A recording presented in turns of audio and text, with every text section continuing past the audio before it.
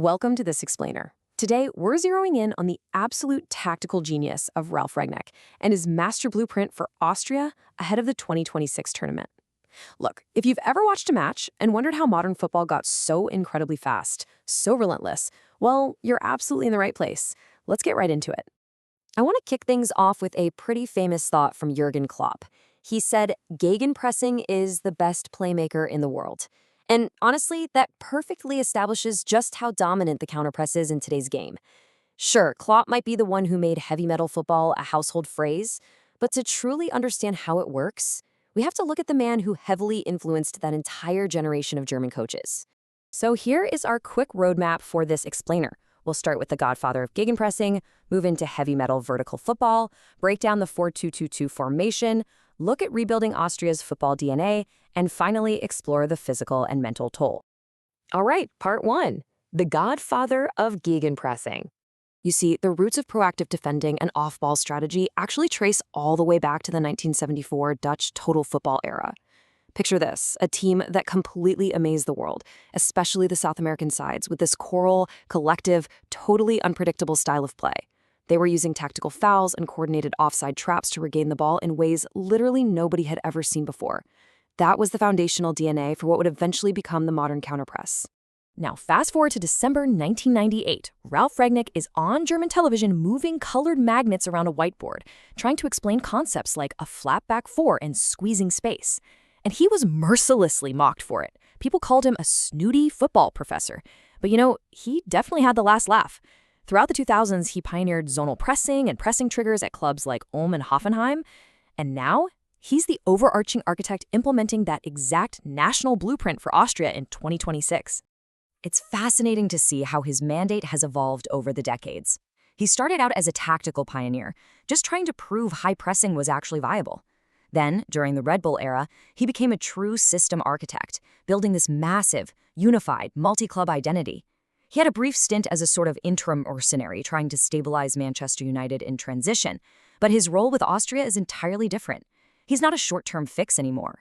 He's the national architect, tasked with a permanent top-to-bottom overhaul of the Austrian national team's DNA. Okay, moving on to part two, heavy metal vertical football. So what exactly is gegenpressing? Well, it's not just defending. Standard positional defending is all about dropping back into a block and closing off passing lanes, right? Gegenpressing is a highly proactive, trigger-based hunting system. The literal second possession is lost, players don't retreat. Instead, they immediately swarm the new ball carrier in a coordinated pack. The entire goal is to win the ball back within seconds, deep in the opponent's half, and instantly turn that defensive moment into a lethal offensive strike. And why is this so effective? Well, tactical data points to the 100-100-100 rule. Basically, every top-flight game, no matter the play style, is made up of roughly 100 attacking actions, 100 defensive actions, and 100 out-of-place situations. And because the physical effort required when you don't have the ball is actually much higher than when you do, winning it back immediately, high up the pitch, saves you from those long, exhausting defensive spells. It just makes relentless pressing incredibly efficient. Building on that data, the core principles of this heavy metal approach are just super aggressive. Once that immediate counterpress swarms the ball carrier and forces a turnover, the team absolutely does not waste time with slow sideways passing. No way. The instruction is rapid, vertical transitions straight toward the opponent's goal to exploit their disorganized defense. And a crucial detail here, they are meticulously trained to use the touchline as an extra defender, basically trapping opponents where they have literally nowhere to turn. Up next, part three, the 4-2-2-2 formation. To structure that intense swarm, the 4-2-2-2 uses a traditional four-player defensive line, but the midfield is split. You've got a double pivot sitting deep to protect the central spaces and support the press, and then a more advanced midfield pair operating right between the lines, directly behind two center forwards. This dense central structure, which Rangnick used heavily at RB Leipzig and Manchester United, is absolutely critical.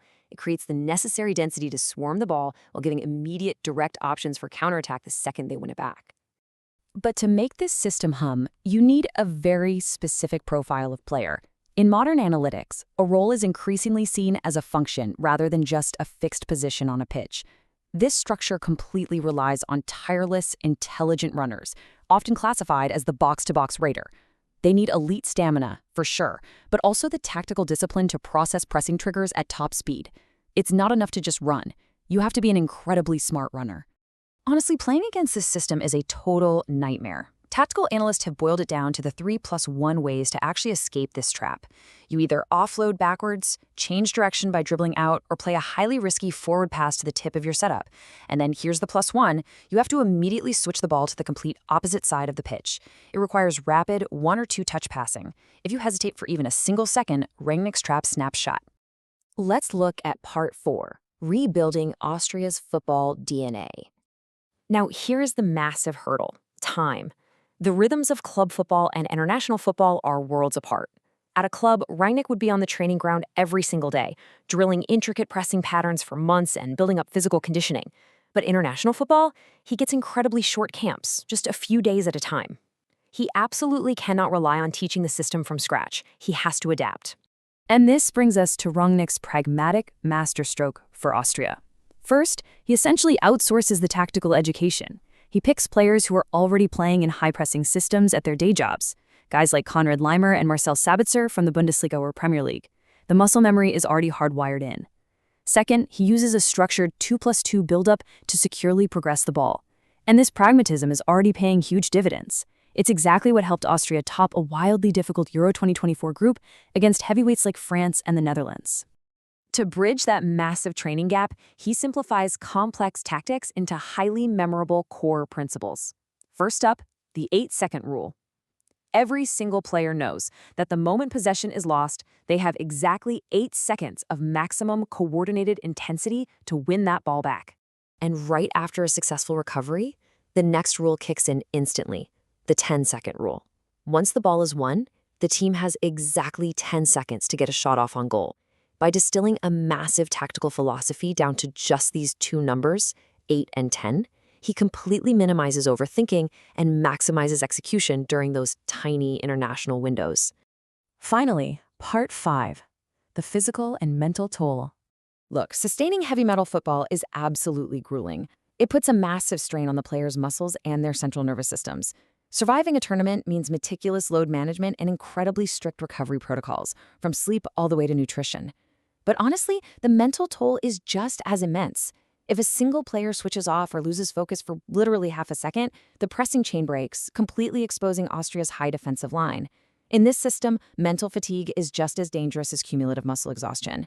So Austria clearly has the blueprint, they have the players, and they definitely have the architect in Ralf Rangnick. But we have to ask, when the whistle blows in 2026, can a philosophy built on total, all-or-nothing exertion truly survive the grueling schedule of a month-long tournament on the world's biggest stage?